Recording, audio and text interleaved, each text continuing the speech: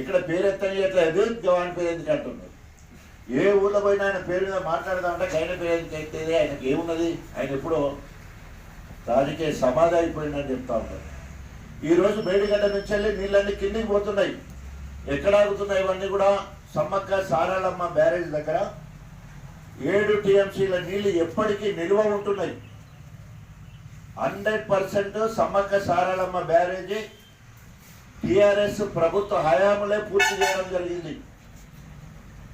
Total Devadula project 90% మొదటిసారి కడియం శ్రేయర్ గారు review చేసినప్పుడు క్యాబినెట్ మంత్రులే చెప్పిండ్రు. మొదటి 6 నెలల లోపే 6 క్యాబినెట్ మంత్రులు సమ్మక్క సారాలమ్మ బ్యారేజ్ దగ్గరికి పోయి అక్కడ 13/3/11 సబ్స్టేషన్కు శంకుస్థాపన చేయడానికి పోయారు. 6 క్యాబినెట్ మంత్రులు, జిల్లా మంత్రి, ఉప ముఖ్యమంత్రి పోయి బట్టి వీళ్ళందరూ పోయి ఓన్లీ సబ్స్టేషన్ శంకుస్థాపన ఇనాగ్రేషన్. ఎందుకంటే ఆ సమ్మక్క సారాలమ్మ బ్యారేజ్ అక్కడి నుంచి వెళ్ళి విద్యుత్ కూడా, జల విద్యుత్ కూడా అక్కడి నుంచి వెళ్ళి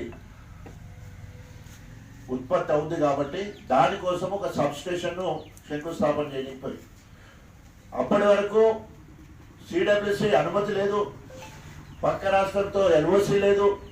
వాటి గురించి ఏమి చేయకుండా 6వసారి ఎప్పుడైతే పెద్దలు హరీష్ రావు గారు Devannapeta pump house 3rd phase 6th package కింద 3 పంపులు మనకు రామప్ప నుండి దేవన్నపేటకు వస్తుంది. అక్కడ సర్జి పూల్ ఉంటుంది, దాని కింద 3 మోటార్లు ఉంటాయి. సో దేవాదులకు సంబంధించిన మెయిన్ 3rd phase, ఎందుకంటే మనకు 3rd phase ద్వారా 60% నీళ్లు మొత్తం కూడా 3rd phase ద్వారానే వస్తాయి. గతంలో ఉన్న phase 1 phase 2 ద్వారా ఒక 40% మాత్రమే మనకు సాగునీరు వస్తుంది. ఇప్పుడు 31 నెలలు పూర్తి అయిపోయింది. 6 సార్లు క్యాబినెట్ మంత్రులు వచ్చిండు. ఆఖరికి మొన్న సమ్మక్క సారాలమ్మ బ్యారేజ్ దగ్గరికి పోయి స్వయంగా ఉత్తమ్ కుమార్ రెడ్డి మాట్లాడతాడు, 91% పని అయిందని చెప్తారండి. వాళ్ళే 90% అని 6 నెలల కింద ప్రభుత్వం వచ్చినాక 6 నెలల తర్వాత అన్నదానికి 90% అయితే 31 నెలలైన తర్వాత వారు మాట్లాడమాట 91% ఇప్పటికే పనులు అయిపోయినాయి అని చెప్తూ, గతంలో వచ్చినప్పుడు దాదాపు 2,500 కోట్ల రూపాయలు ఖర్చు అయితే మొత్తం 10% పనులు అయిపోతాయని చెప్పేసి, ఉప్పుగలు రిజర్వాయర్ కింద మెయిన్ కెనాల్ కోసము 465 కోట్లు సరిపోతాయంటే ఎస్టిమేషన్స్ పెంచి 1,001 కోటి చేసేడు. కమిషన్లకు కక్కుర్తిపడి కడియం శ్రేయర్ గారు కాంట్రాక్టర్ దగ్గర పైసలు తీసుకున్నాడు. కాంట్రాక్ట్ అతనికే ఇప్పించాడు, జీవీఆర్ అని అతనికి ఇప్పించి కాంట్రాక్టర్కు కమిషన్ తీసుకున్నాడు. అని పనులు మాత్రం మొదలు పెట్టలే, ఇప్పటి వరకు కూడా మొదలు పెట్టలే. 91% అంటే ఒక్కసారి మీరు రాయాలి, గట్టిగా రాయాలి. ఎందుకంటే కడియం శ్రేయర్ గారు ఇక అబద్ధాలు మాట్లాడితే ప్రజలు నమ్మే ప్రసక్తి లేదని చెప్పి తెలవాలి. ఆయన కళ్ళు తెరవాలి, చెవులుంటే వినాలి. ఎన్నైనా మోసాలు చేత అబద్ధం మాటలు మాట్లాడతారంటే ఇక్కడ డేగ కన్నేసి రాజాని ఉన్నాడు. దేవాదులకు పునాది రాళ్ళేయడానికి పోతే శంకుస్థాపన రాయేసి 17 నెలలైనా తట్ట మట్టి దిగపోతే పిండాలు పెట్టిన చరిత్ర మొదటి నుంచి గణపురం నియోజకవర్గ ముద్దు బిడ్డగా నా అడ్డ గణపురం ఇక్కడ పుట్టి పెరిగినాయి కాబట్టి వలసవాదికి కడియం శ్రేయర్కి ఏ విషయం తెలియదు.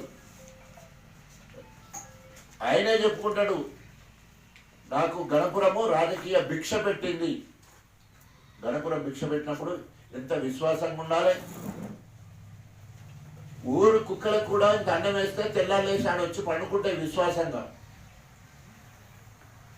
నీకు 30 సంవత్సరాల రాజకీయ భవిష్యత్తు ఇచ్చింది గణపురం. నీకు ఏం చేసినా నువ్వు చేసిన పాపాలు కడుక్కోవడానికే నువ్వు పనులు చేయాల్సిన అవసరం ఉన్నది. ఎందుకంటే బీఆర్ఎస్ పార్టీ కష్టపడి నిన్ను గెలిపితే కాంగ్రెస్కి పోయినావు.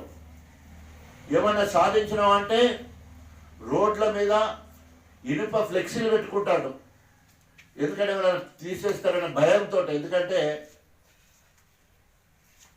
రాజకీయ సమాధి అన్నాం కదా, సమాధి గట్టి కట్టుకుంటాడు ఆయనే. సమాధి గట్టి కట్టుకోవాలంటే ఏం చేస్తాడు? వెనకటి రోజులలో కాష్టం అయిపోయి బుడి తీసుకుపోయి గోదావరిలో వెళ్తే అయిపోయిందా, ఏమో ఊపడపోయిందా, పో నేను ఎట్లా అయితే ఎట్లా సమాధి కట్టుకోవాలని చెప్పేసి ఐరన్ ఫ్లెక్స్లు పెడతా ఉన్నాడు. 1400 కోట్లు అంటాడు. It's a challenge. 1400 కోట్లలో ధర్మసాగర్ మండలానికి ఇచ్చిందంట. శ్వేతపత్రం విడుదల చేయి, ఏం చేసినావు ధర్మసాగర్ మండలానికి. ఇక్కడ అభివృద్ధి సంక్షేమం మొత్తం కూడా బీఆర్ఎస్ హయాంలోనే జరిగింది. నేను నిన్న చెప్పినట్టు కొండంలో వెలికని పట్టినట్టు 90% పని 91% అయింది. రిజర్వాయర్లన్నీ ఒట్టిపోయినాయి, చెట్లన్నీ నిండిపోయినాయి, రిజర్వాయర్లన్నీ ఒట్టిపోయినాయి. మొత్తం 0.4 టీఎంసీ నీళ్లు ఉన్నాయి ధర్మసాగర్లో. 1.5 టీఎంసీ వాటర్ ఉండాలి. ఏప్రిల్ మే నెలలో రివ్యూ చేసి సమీక్ష జరిపి 365 రోజులు నడవడానికి సమ్మక్క సారాలమ్మ బ్యారేజ్ దగ్గర ఎప్పుడు నీళ్లు ఉంటాయి, ఎప్పుడు నీళ్లు ఉంటాయి. ఆ పంపులు ఆన్ చేయరు. ఫేజ్ 1 పంపులు ఆన్ చేయరు, ఫేజ్ 2 పంపులు ఆన్ చేయరు. మొన్న ఫేజ్ 3లో 6th ప్యాకేజ్లో 3 పంపులు ఉంటే ఒక్క పంప్ ఆన్ చేసి పాపాలు పోయేటట్టు నీళ్లు కలుపుకుంటాడు. నన్ను క్షమించాలే, నేను కాంగ్రెస్ పార్టీకి పోయినా బీఆర్ఎస్ పార్టీ నుంచి అని తన పాపాలు కడుక్కోవడం కోసము నీళ్లు కలుపుకున్నాడే తప్ప. మీరు చూడండి, ఇక్కడి నుంచి ఇక్కడ పప్పు నడిచి మరి గన్పూర్ పోవట్లేదు నీళ్ళు. గన్పూర్ నుంచి వెళ్ళి అశ్వరాపేటకు పోవాలి, గన్పూర్ నుంచి వెళ్ళి మనకు పైన నవాపేట వరకు పోవాలి, అశ్వరాపేట నుంచి వెళ్ళి చిటకూడూరు పోవాలి, గండిరామారం నుంచి వెళ్ళి బొమ్మకూరుకు పోవాలి, తపాసుపల్లికి పోవాలి. ఎప్పుడు పోతాయి? ఇప్పుడు మొదలు పెడతాయి.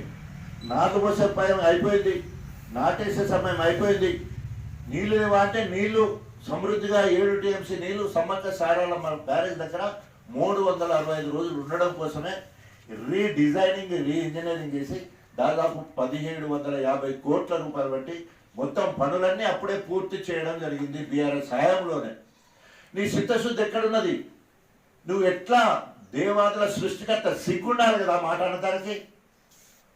2008లో సోనియా గాంధీ గారు వచ్చి అక్కడ దేవాదుల ప్రాజెక్టు పంపాన్ చేస్తే కడియం శ్రీలో ఇక్కడ మొత్తము తూపు ఓపెన్ కాకుండా హ్యాండిల్ తీసి సెర్లేస్తాడు. అది ఆయన చిత్తశుద్ధి. 2004 నుంచి వెళ్ళి 2023 వరకు కడియం శ్రీకి ప్రోటోకాల్ లేదు, ఎమ్మెల్యే కాదు.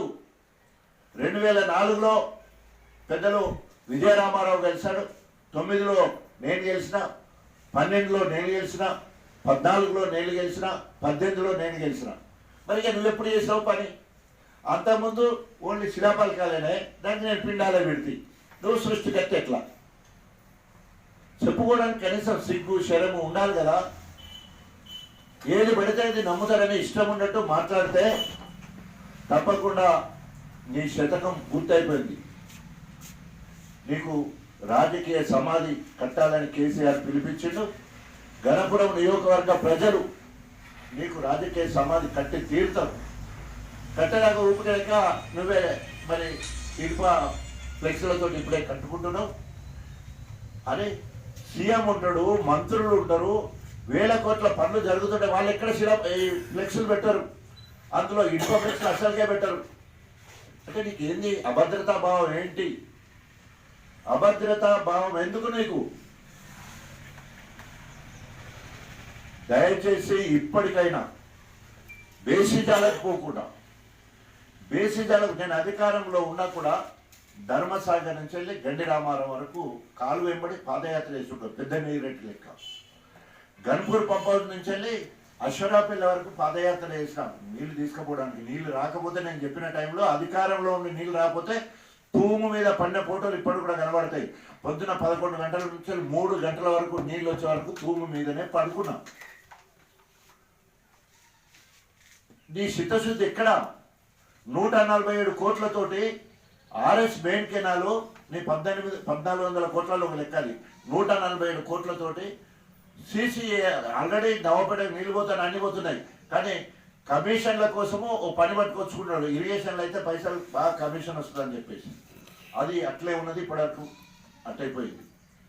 అదేవిధంగా 104 కోట్ల రూపాయలు 2022లో కేటీఆర్ గారితో 3 లిఫ్టులు మనం మంజూరు చేసుకున్నాం. తరిగొప్పుల లిఫ్టు, వేలేరు ఎగువ ప్రాంతం అంతా పారడానికి, అదేవిధంగా ఉప్పుగల్లు లిఫ్ట్ ద్వారా బంగాళపల్లి, మల్లకపల్లి, ధర్మాపురం, వెంకటపూర్, దానికోసం ఇప్పటి వరకు ఒక్కటే రోజు ధర్మాపురంలో మీటింగ్ పెట్టి ప్రొక్రియన్ తోటి ఒక బకెటెడ్ మట్టి తీసి పక్కన పోసాడు.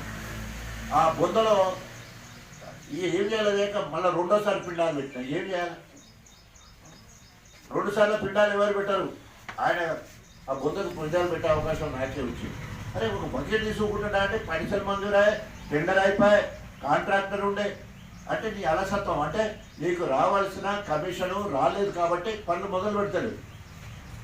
జూలై 1వ తారీఖు తరిగొప్పుల పూర్తి చేస్తాము. గణపురం వేలేరు మండలంలో పీసర, మద్దెలగూడెము, గొల్లకిష్టపల్లి, శాలపల్లి, వేలేరు వరకు మొత్తం కూడా నీళ్లు ఇస్తామని మాట్లాడారు. జూలై 1వ తారీఖు అయిపోయింది.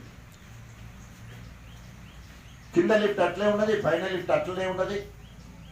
మళ్ళీ రాజశేఖర రెడ్డి గారి సహకారంతో, చొరవతోటి సేమ్ అదే కాంట్రాక్టర్, 3టికి ఒకటే కాంట్రాక్టర్ ఆయన పట్టుకొని 2023లోనే మన గుల్లసాగరం లిఫ్ట్ ద్వారా ఇవాళ మనకు మన ఏమంటారు వేలేరు పెద్ద చెరువు, ముప్పారము, నారాయణగిరి, లోకేతండ ఆ ప్రాంతం అంతా కూడా మనం నింపుకోగలుగుతున్నాం. నువ్వు చేసిన పని ఏదో ఒక్కడికి దాని ఒక శ్వేతపత్రం విడుదల చేయి. గన్పూర్ నియోజకవర్గంలో ఇది కడియం శ్రేణి మార్క్ అని చెప్పుకోవడానికి ఒక్కటంటే ఒక్కట్లేదు. మాటలు మాత్రం కోటలు దాటిపోతాయి. దయచేసి ఇప్పటికైనా బేసిజాలకు పోకుండా ఏ దేవాదుల సృష్టికర్త అని పేరు చెప్పుకుంటున్నావో, నీవు నీ అంశాలు చెప్తున్నారో, దయచేసి వారు కాంగ్రెస్ లీడర్లు గుడ్డిగా ఇలా కరెన్సీలను మోస్తున్నారు. దయచేసి దగ్గర మోసినా పర్వాలేదు, పోయండి, కానీ కాంగ్రెస్కు చెడ్డ పేరు లేకుండా చూడండి. కాంగ్రెస్ పార్టీ ద్వారా అయినా పర్లే, మేము 10 ఏళ్ళు మేము నీళ్ళు ఇచ్చినాం కదా, కాంగ్రెస్ పార్టీ ద్వారా ఒక్కసారి నీళ్ళు ఇవ్వండి. మొత్తం మీకు కరీంశ్వర గారి నడికెట్లుంటుందో ఒక్కసారి చూద్దాం. ఒక్క కాలు వెంబడి తిరగమనండి, ఒక్క కాలు, ఒక బండి వెంబడి కనీసం ధర్మసాగర్ పంపుల దగ్గర నుంచి వెళ్ళి పాత మనం తాగునీరు తీసుకుపోయి పైప్ లైన్ ముందు పోతే ఉంటుంది, అక్కడ దాకా ఒకసారి నడవమనండి ఆ చివరి వరకు.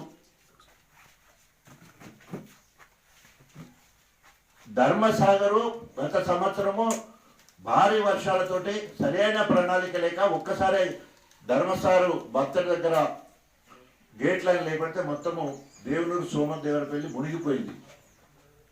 అదే స్థానిక ఎమ్మెల్యేలు కనీసంగా తూములను మొత్తడి పడితే వాటి చూడడానికి కూడా పోలేదు, రైతుల పరామర్శించడానికి పోలేదు, పోతే వాళ్ళకి నష్టపరిహారం ఇవ్వలేదు ఇప్పటి వరకు కూడా. ఇట్లా చెప్పుకుంటే అనేక రకాలుగా మాట్లాడవచ్చు.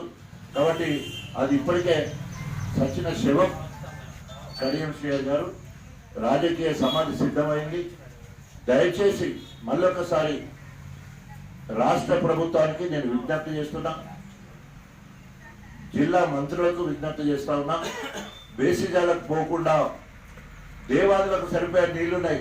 మేడిగడ్డ దగ్గర నీళ్లున్నాయా, మేడిగడ్డ కాళేశ్వరం కాలేదు కూలేశ్వరం, ఇంకా రకరకాలుగా రాజకీయ విమర్శలు చేస్తున్నప్పటికీ సమ్మక్క సారాలమ్మ దగ్గర సఫిషియెంట్ వాటర్ ఉంది, కావాల్సినంత కరెంట్ ఉంది, ఏ టెక్నికల్ ఎలాంటి ప్రాబ్లం లేదు. కాబట్టి పూర్తి స్థాయిలో దేవాదుల పంపులను, దేవాదుల మోటార్లన్నీ ఆన్ చేసి గణపురం నియోజకవర్గంలో 153 ఎకరాలకు స్థిరీకరణ ఉంది, వాటన్నిటికీ సాగునీరు అందించాలని డిమాండ్ చేస్తూ సెలవు తీసుకుంటాం.